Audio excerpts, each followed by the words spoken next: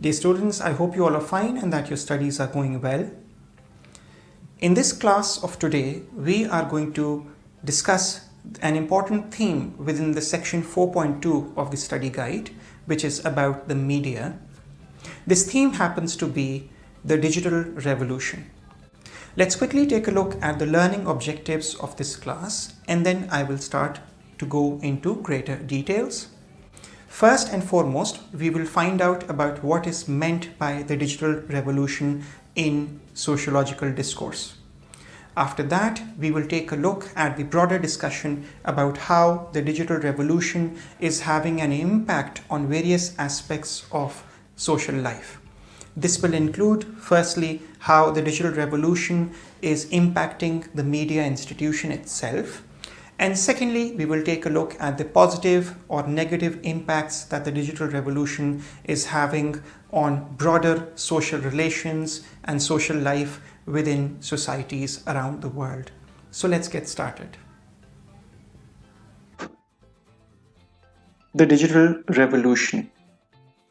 Now, the digital revolution happens to be a central theme in any discussion on the media, particularly when we take a look at the classification of what is now called the old media, which refers to traditional forms of media, for example, print publications of newspaper, magazines, television, films, such type of media technologies, and what is now being called the new media, technologies which are all based on the internet. For example, different types of internet websites, different types of apps. So we could be talking about Facebook, we could be talking about Instagram, we could be talking about Twitter, YouTube, and such type of digital technologies. So in the concept of the digital revolution, first of all, let's see what is the definition of the digital revolution.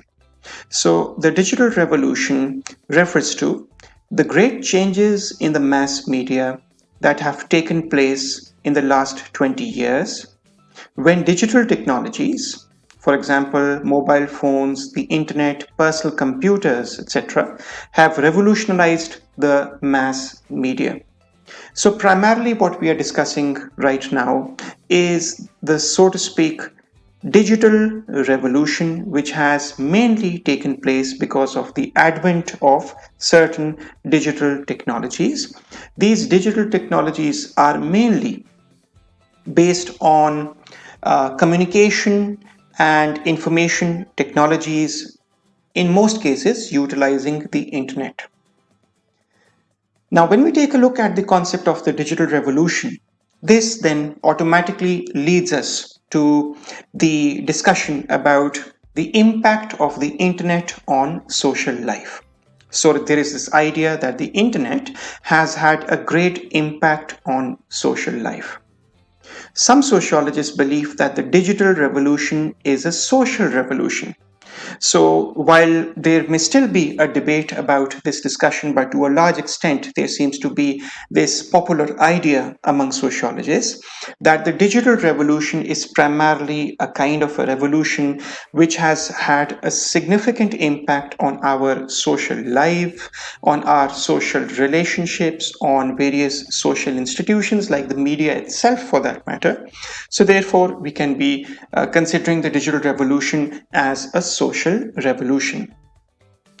Important sociologists in recent times have talked about the impact of the internet and digital technologies, and we can be able to utilize such concepts in our discussions on the digital revolution, or for that matter, in terms of the new media. So we have the views of Castells, who claims that we now live in the network society. So, like for example, at a point in time, we used to call our societies as modern industrial societies for that matter. But now Castell seems to be saying that the shape and the dynamics of social life within society have changed so much because of the advent of computer and information networks that we are now living in a new type of society, which is called the network society. Along with this, another sociologist, Negroponte, has given us the concept of the digital liberation hypothesis. So, this also happens to be a central concept in any study of the digital revolution in contemporary times. And Negroponte was of the idea that, according to the digital liberation hypothesis, the increase in internet access and the increase in access to knowledge that is available on the internet, and so to speak, the truth and the reality that is going to be found through access to that knowledge, will enable greater empowerment for the individuals. So you can see this point on the slide over here, which is elaborating the concept of digital liberation hypothesis given by Negroponte, that this refers to the idea that the increase in internet access will enable greater access to the truth and knowledge, which will empower individuals. So when we take a look at the guide, it is talking about the major impact of the internet on the media in two ways. So let me explain this a bit. Now, we are going to be discussing the digital revolution in two ways. Firstly, we will be taking a look at the impact of the internet on the media in two significant ways. The first of this is going to be the great choice that the internet provides for consumers. And secondly, we'll be taking a look at the greater usage that is now there in terms of the internet consumption around the world. So, the first, you can say, aspect of this discussion is going to be about the impact of the internet on the media itself. And secondly, we will be going into a second dimension of this discussion about the impact of media on social life. And in that, we will be bringing in some important studies from the essential reading.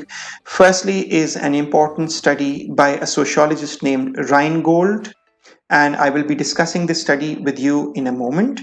And secondly, I will also want that you can incorporate the study by Wheeler. This is a sociologist by the name of Deborah Wheeler, and her study is on the impact of internet on social life in Kuwait. So this is a very interesting study. In fact, both of these are very interesting studies, and these will help us be able to build an argument or analyze, so to speak, how the digital revolution is having an impact on our social life. But firstly, let's take a look at the major impact of the internet on media in two ways. And let's take a quick look at the guide and see what is the information that the guide is providing to us in terms of the greater choice that the internet as a medium allows for its consumers. And secondly, the huge amount of usage of the internet that is now taking place in the world. So quickly, let's take a look at the material in the guide. Okay, so first of all, let's take a look at the two areas of growth by which we can be able to demonstrate how the internet is having an impact on the media. So the guide makes it very clear to us that the first is the increasing variety of online websites that compete with more traditional websites as news sources. So what is happening is that there is this increasing diversity and there is this increasing variety of internet websites, of online websites, and in this way what we can see is that there is greater competition in terms of the news provision, and there is greater accessibility that consumers can have in terms of how is it that they want to reach to the news. So for example, if you want to search for any news, you might just want to Google it.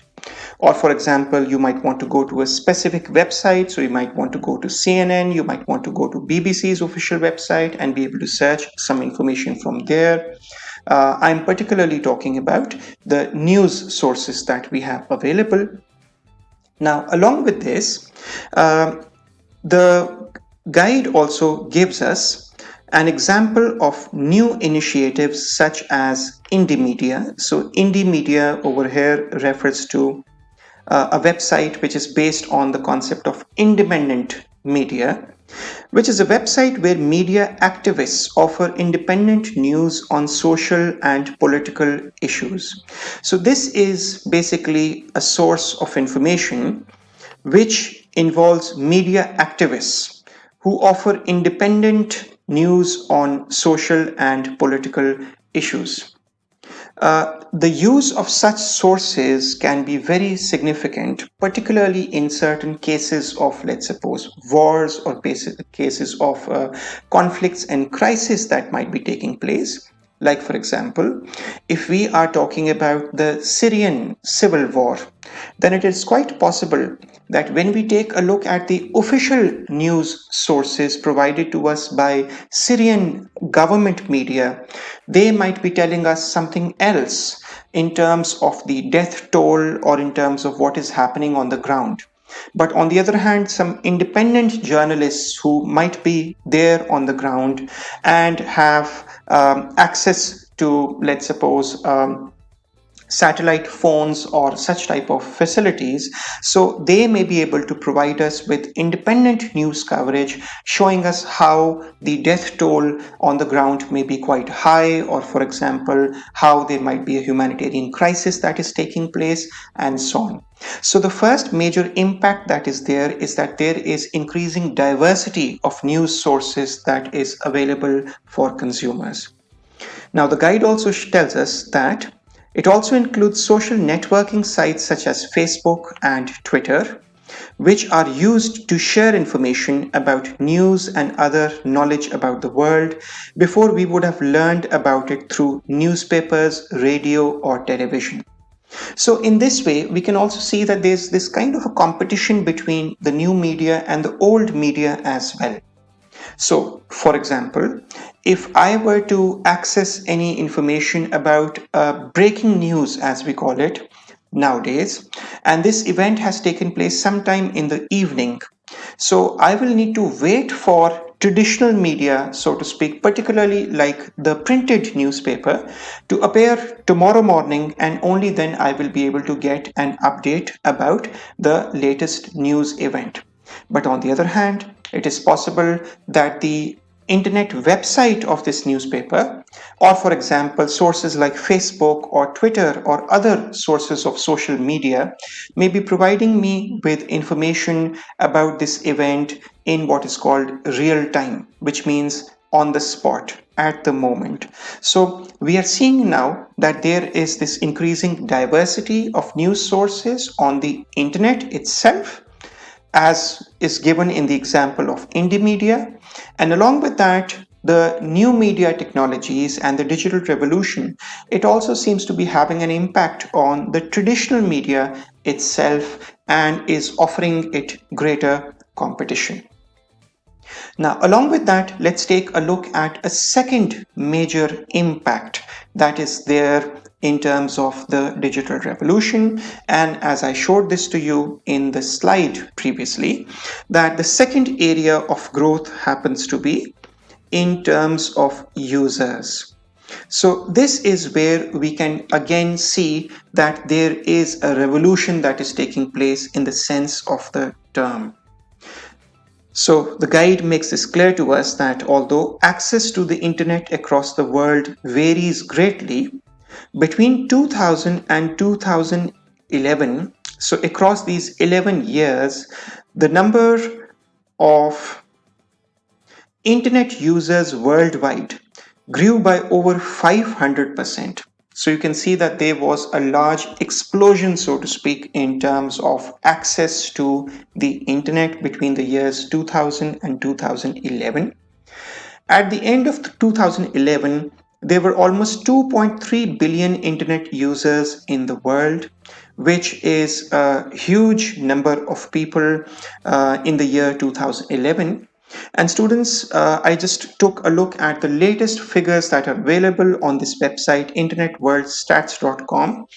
And while preparing for this class of yours, I took a look at the latest figures, and it shows that now there are approximately 4.5 billion users in early March 2020 who are accessing the internet. So this clearly shows us how the internet and the related information and communication technologies have led to a digital revolution in the sense of the term. These two growth factors, the growth in the choice of websites and social networking sites, and the growth in the number of internet users, demonstrate the speed and depth of technological change that is taking place. So this is a very important point over here. Basically, the idea that we can take a look at this revolution, the digital revolution, both in terms of the speed and in terms of the depth of technological change that is taking place. This change has already had a significant impact on the media, and it will continue to have an impact in the future. So, important points that have been mentioned over here in terms of the digital revolution in the guide.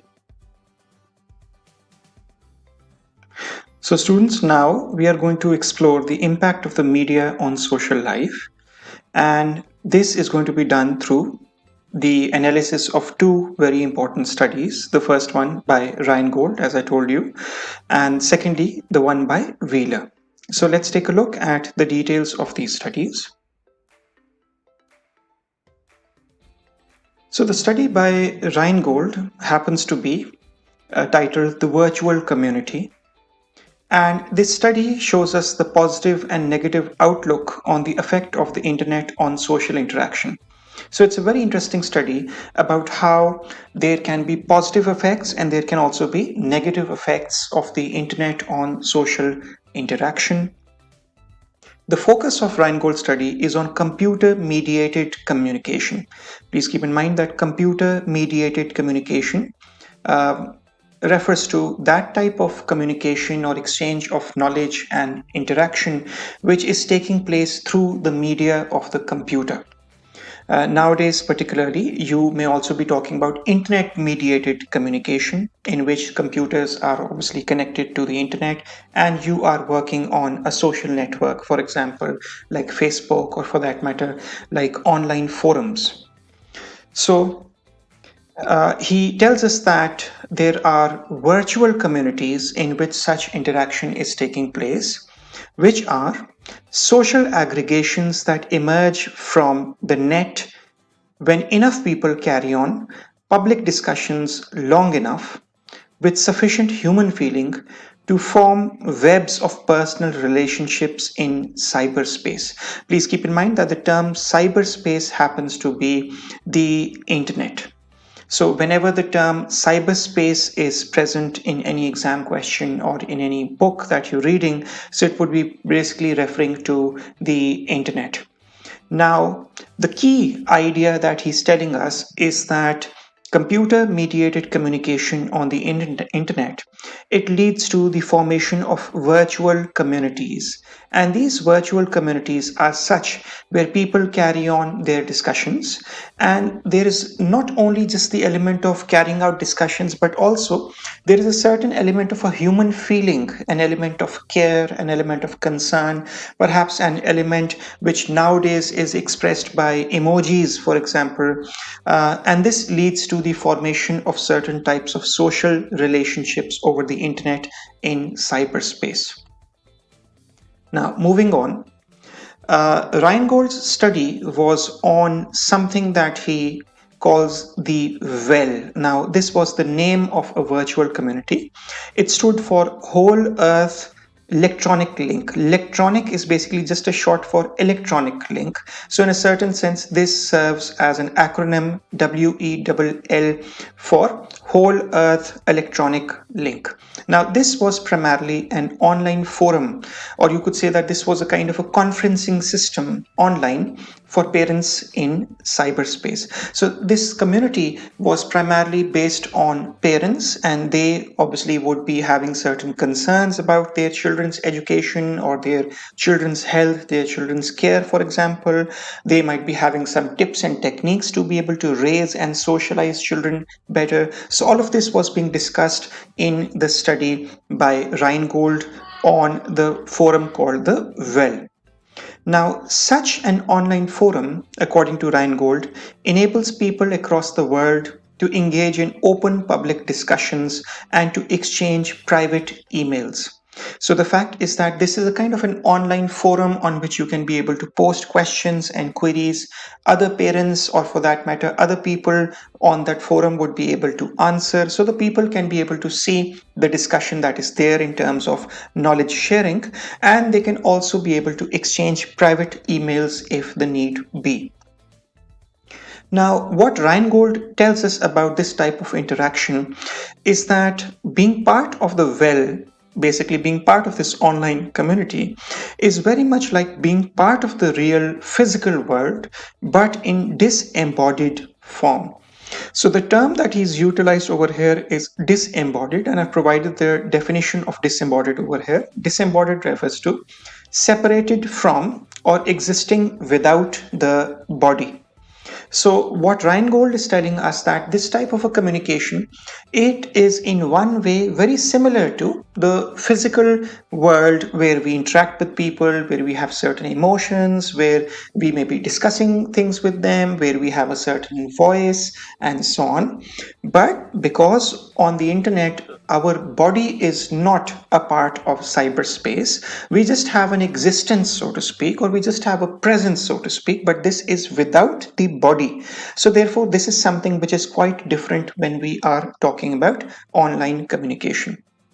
So then Reingold talks about how members on such forums can help each other to solve problems, they can exchange information, and they can sometimes even disagree, and they might even want to leave the group if they feel that that group is not very informative for them, or if they land into some kind of a conflict. So just like real life, we can be able to solve our problems, we can be able to exchange information, and we can also have our disagreements and at times even our conflicts on such type of online forums. Now, the disembodied communication which takes place in cyberspace has been described by Reingold in his study in the following way.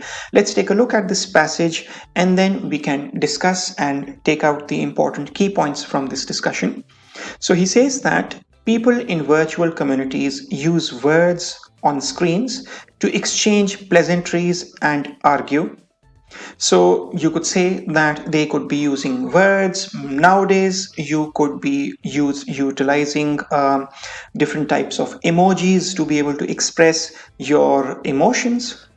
They engage in intellectual discourse. So this means that they are engaging in the sharing of information. They are engaging in some type of an intellectual discussion on any topic.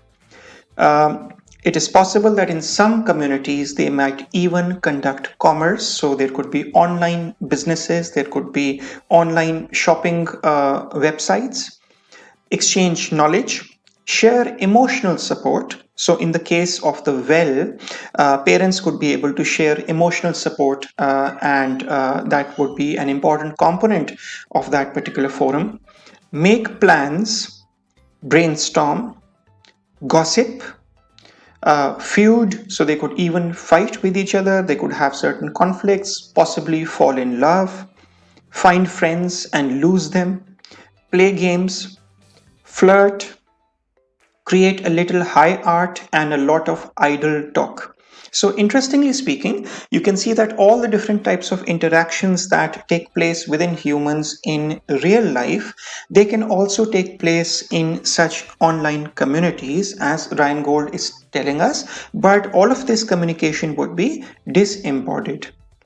People in virtual communities do just about everything people do in reality, but we leave our bodies behind. So, this is precisely what I just told you, that people in virtual communities, like the well that was explored by Reingold, they can be able to achieve all types of interaction that does take place in reality, but the difference is that this is disembodied communication because it is taking place in cyberspace.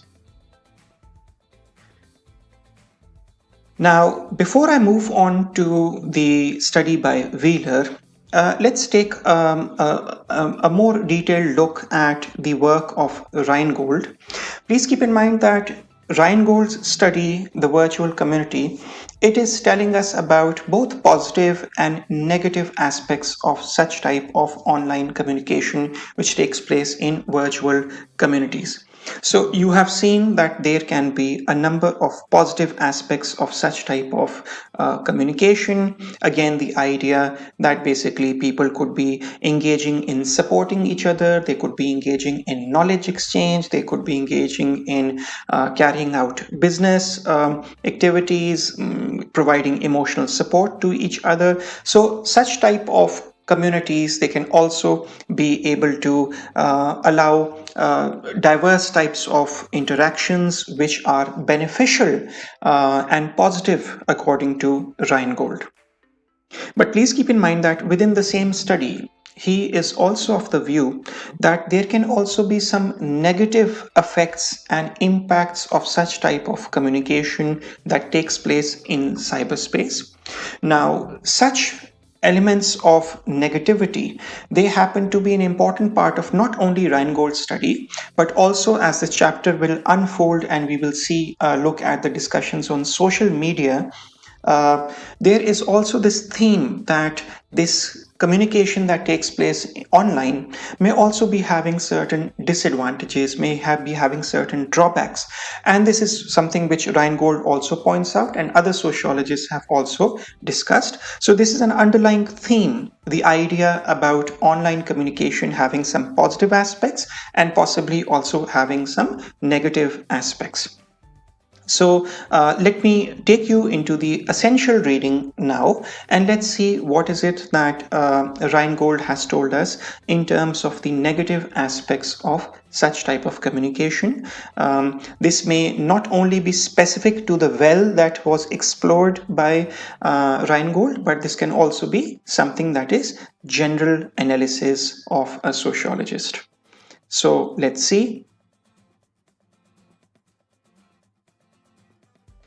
So, within the essential reading, Reingold has also provided us with some of the, you can say, less positive, or for that matter, the negative aspects of the potential of the internet and such type of online communities.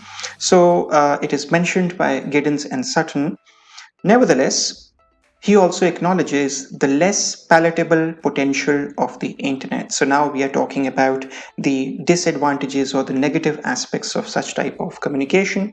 For example, it is possible that the internet will come to be dominated by business corporations who see members of virtual communities simply as commodities, gathering and selling their details for profit to anyone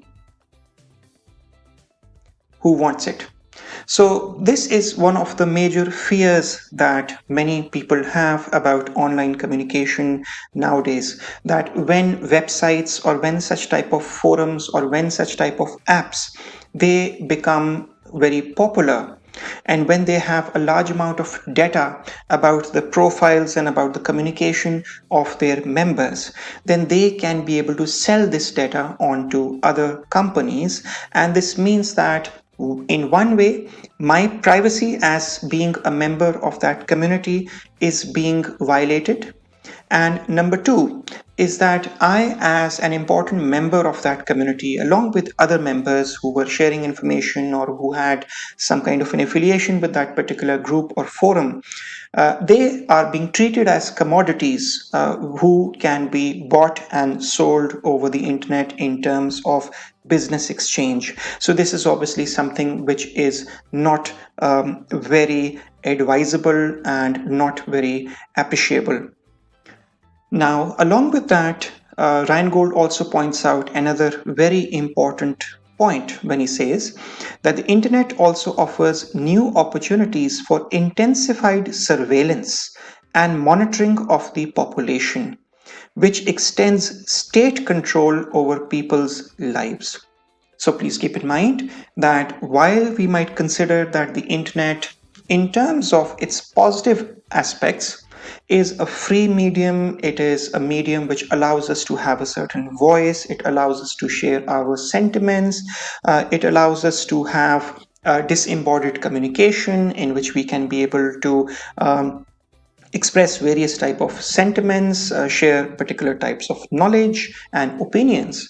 But on the other hand, please keep in mind that each of your searches over the internet or the websites that you visit, or for that matter the friends that you make on a group like Facebook, for example, your statuses, your posts, the pictures, or for that matter the images that are shared over apps like Instagram and so on, the comments that people provide on those images, each of that is something which is saved in the servers of these corporations which are providing you with such type of services, and also that these allow the opportunity that the state can be able to very closely monitor, or what is called surveillance over here, the population, and in this way they can also be able to extend their control over the lives of people, which basically means that all of this data, this can be analyzed,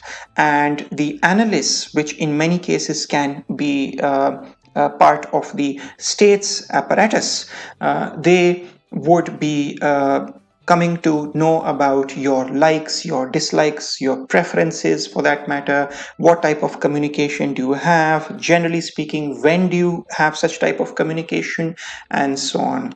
So in this case, this is an important idea which has been shared to us by Reingold when he talks in a certain sense about the dark side of such type of online communication, to which he uses the term nightmare vision, owes something to Foucault's ideas on the 18th century panopticon.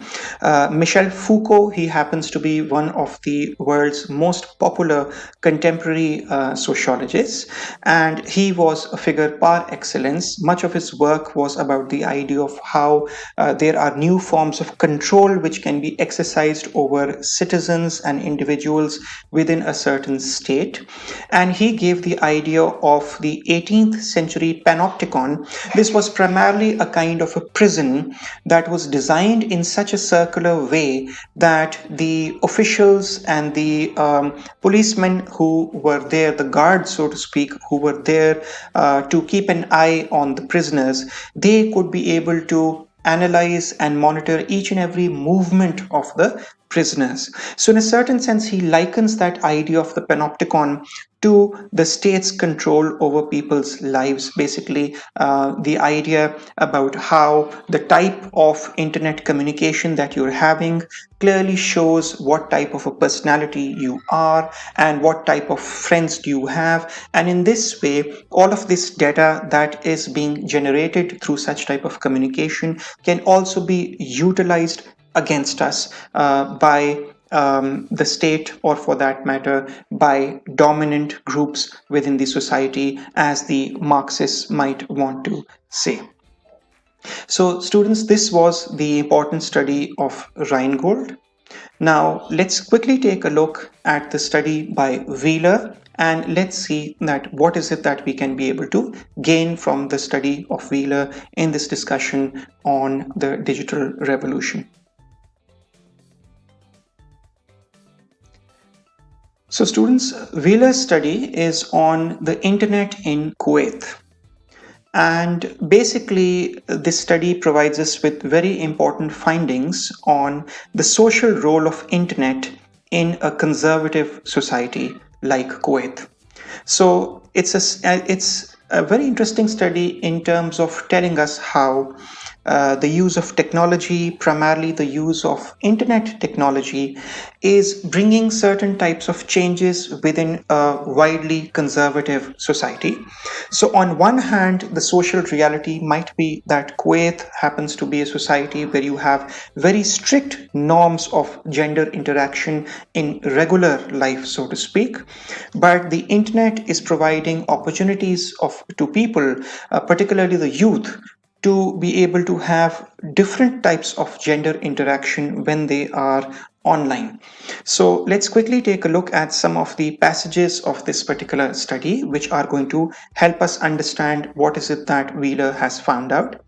Wheeler reports that Kuwaiti teenagers are flocking to internet cafes. Now, please keep in mind that this information has been picked up from one of the earlier editions of this study, and obviously by in the year 1998, the idea of internet cafes was quite prevalent. Reason is because a large part of the public did not have as easy access to the internet as is possible today. But in any case, Wheeler reports that Kuwaiti teenagers are flocking to internet cafes where they spend most of their time in chat rooms or visiting pornographic sites, two activities strongly frowned upon by traditional Islamic culture.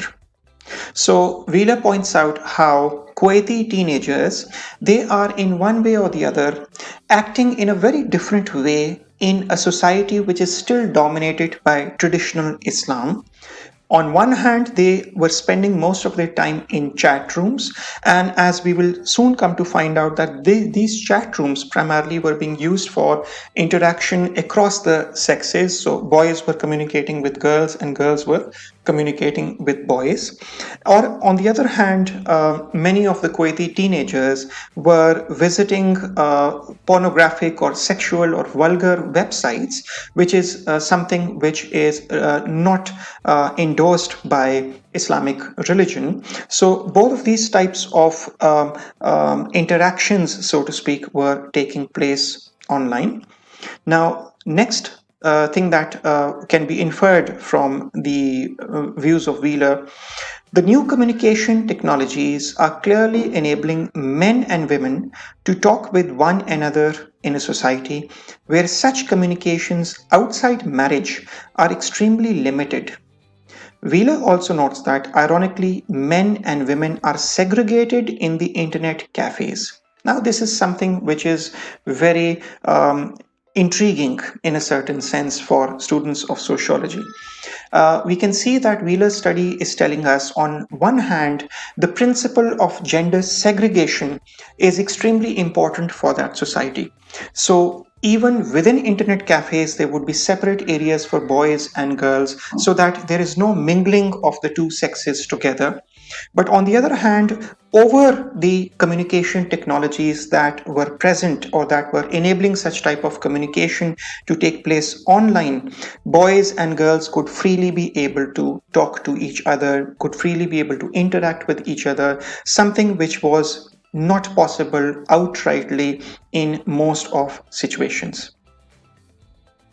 So, Wheeler's study helps us again to understand how is it that the digital revolution is having different types of impacts, positive impacts or negative impacts, or you could say certain different natures of impacts on various types of societies. So students, let's take a quick look at what was learned in this class. If you recall, we started off with the discussion on digital revolution, and I defined what is meant by the idea of digital revolution.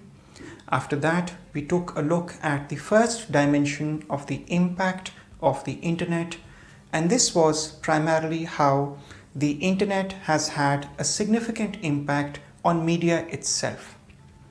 After that, we took a look at how the internet is having a significant impact in terms of either positive or negative effects on social life. This was further explored through two important studies. The first one by Reingold, which was the virtual community, which was a study on the Well, which was an online forum for parents. And we discussed how online communication in this case can have its positive aspects, and it can also have potentially some negative aspects. The study by Deborah Wheeler came next, and in that we explored how the use of the internet by Kuwaiti teenagers is leading to new types of gender interaction in an otherwise very conservative and gender segregated society. I hope you found this class to be useful and that you would have learned important concepts and important sociological studies, and that these would be utilized by you to effectively gain marks in your examinations. I'll meet you in the next class and we will explore another topic and theme within the section 4.2 about the media. Till then, take care and thank you very much.